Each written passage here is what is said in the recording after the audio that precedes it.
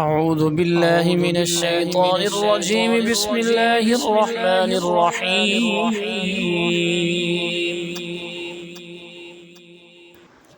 سل بني إسرائيل كم آتيناهم من آية بينة ومن يبدل نعمة الله من بعد ما جاءته فإن الله شديد العقاب.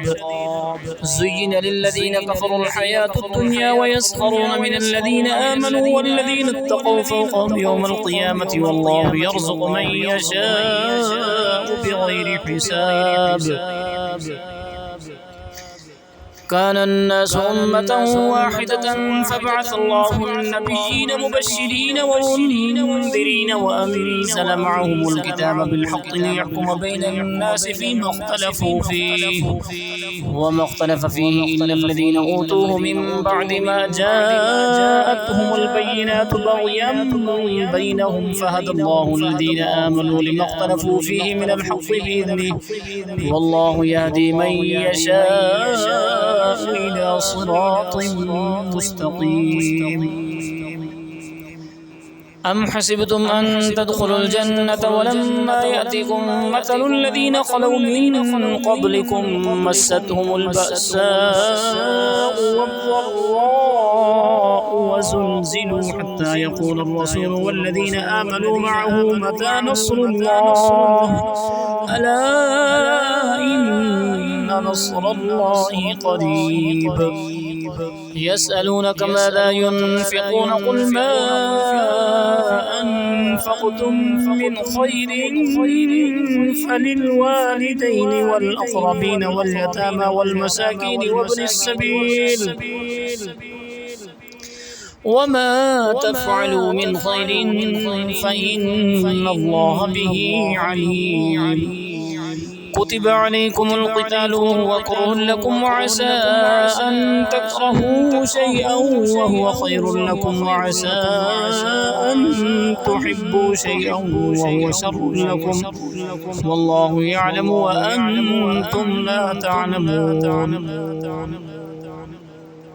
يسألونك عن الشهر الحرام قتال فيه قل قتال فيه كبير وصد عن سبيل الله وكفر به والمسجد الحرام وإخراج أهله منه أكبر عند الله والفتنة أكبر من القتل ولا يزالون يقاتلونكم حتى يردوكم عن دينكم إن استطاعوا ومن يرتد منكم عن دينه فيمت وهو كافر فأولئك حبطت أعمالهم في الدنيا والآخرة وأولئك أصحاب النار هم فيها خالدون. إن الذين آمنوا والذين هاجروا وجاهدوا في سبيل الله أولئك يرجون رحمة الله والله غفور رحيم. يسألونك عن الخمر والميسر قل فيهما إثم كبير ومنافع للناس وإثمهما أكبر من نفعهما ويسألونك ماذا ينفقون قل العفو كذلك يبين الله لكم الآيات لعلكم تتفكرون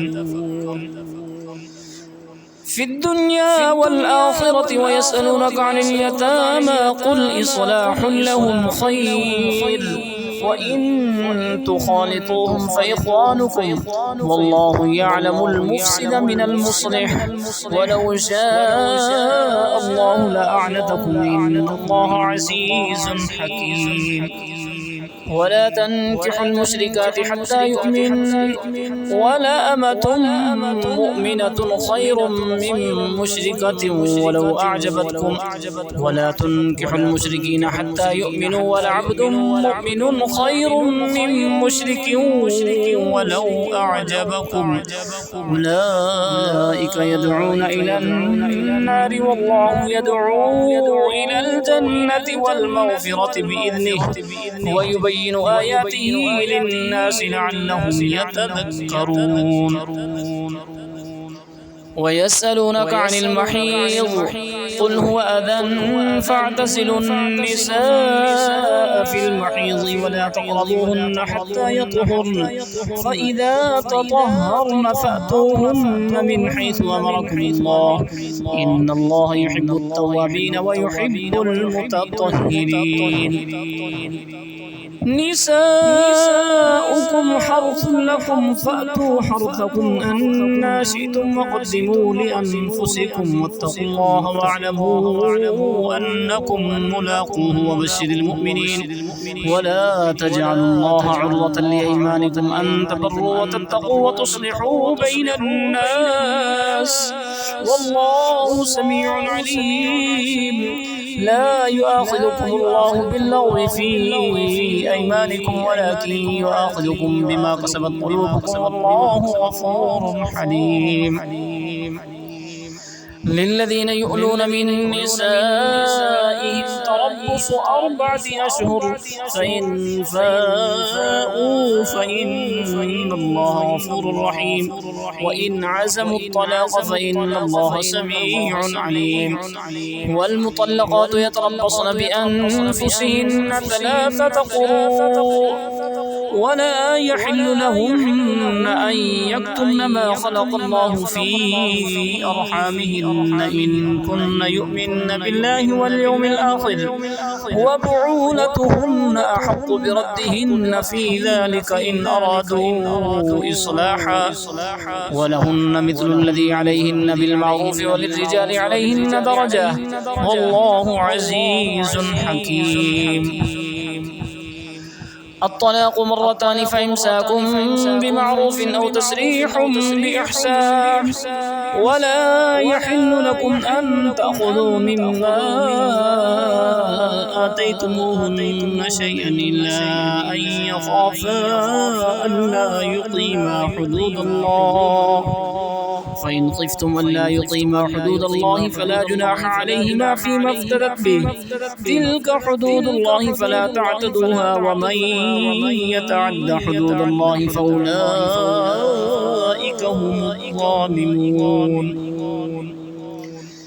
فإن طلقها فلا تحل له من بعد حتى تنكح زوجا غيره فإن طلقها فلا جناح عليهما أن يتراجعا إن ظنا أن يقيما حدود الله وتلك حدود الله يبينها لقوم يعلمون. وإذا طلقتم النساء فبلغن أجلهن فامسكوهن بمعروف أو سرحوهن بمعروف ولا تمسكوهن ضرارا لتعتدوا ومن يفعل ذلك فقد ظلم نفسه ولا تتخذوا آيات الله هزوا